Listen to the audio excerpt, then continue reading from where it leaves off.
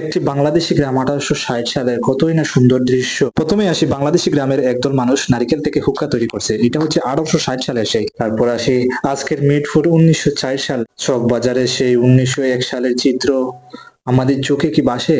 লালবাগ কেল্লা 1972 সাল। ঢাকেশ্বরী মন্দির 1904 সাল।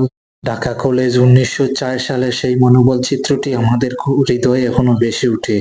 ওয়াটার ক্যারিয়ার সেই ওয়ারি ঢাকা 1965 সালের সেই পানি বহর।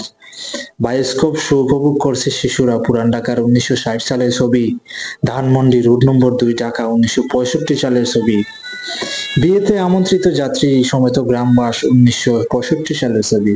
সদরঘাটের 1961 সালের সেই চিত্রটি।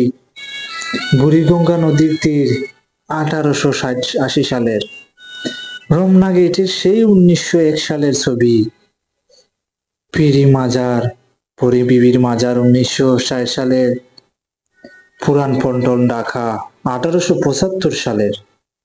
ঢাকার একটি অজ্ঞাত রাস্তা 1872 সালের সেই চিপা রাস্তা। চকবাজার ঢাকা 1885 সালের সেই দৃশ্যটি। তুরাগ নদীর উপর টঙ্গী সেতু 1885 সালের সেই নদী। নবাবদের হরিণ উদ্যান ঢাকা 1875 সালের। নারেন্দ্রা খ্রিস্টান কবরস্থান 1875 সাল। ধুলাই খালের উপর ইস্পাত সেতু 1904 সালে নির্মাণ হয়েছিল। ঢাকা কলেজ 1872 সালের। কি সুন্দর অপরূপ দৃশ্য। পদ্মা নদীর সেই চরাঞ্চলের মানুষগুলি 1860 সালের দৃশ্য। গ্রাম্য ভবনে বন্দুক হাতে পোজ দিচ্ছেন মহিলারা বাংলাদেশের 1965 সালের ছবি।